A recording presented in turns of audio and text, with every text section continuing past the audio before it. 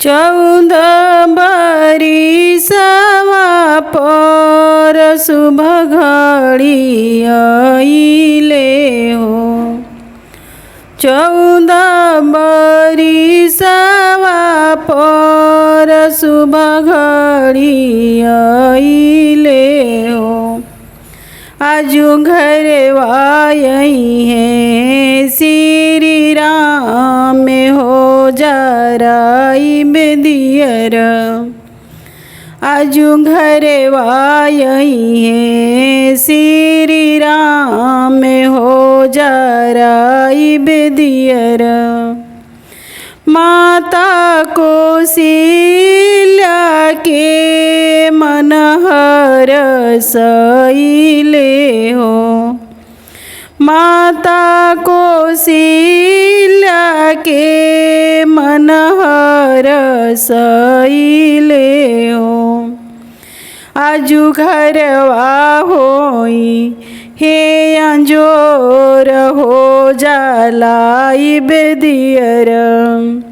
आजू घरवा होई हे अंजोर हो जलाई बेदियर।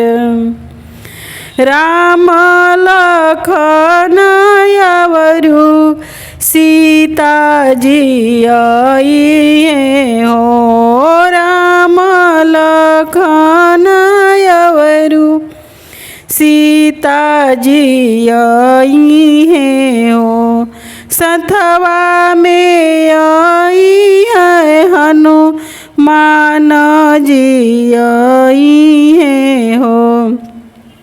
ए सतवा में लक्ष्मण भाई जराई बेदियर।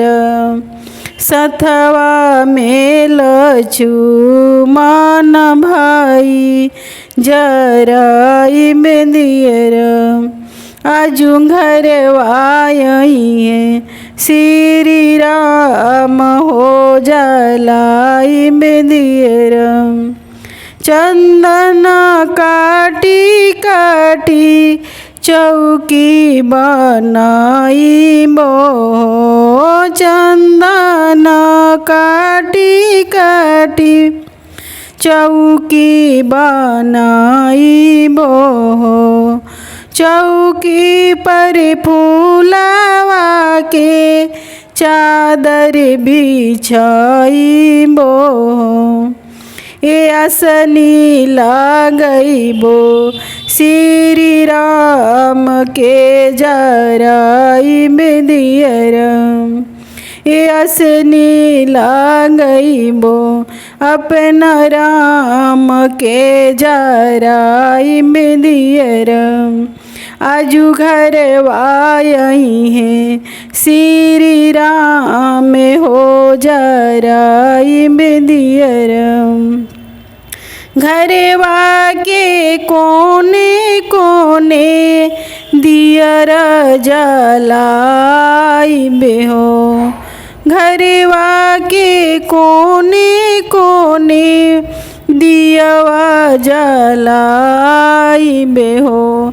ए भजन गावाइबे हम साथ जराई बेदियर। ए मिली झूली भजन गवाई हो जराई बेदियर।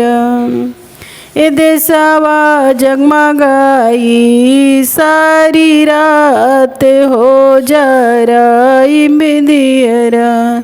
आजू घरवा यही है भगवान हो जराई बेदियर।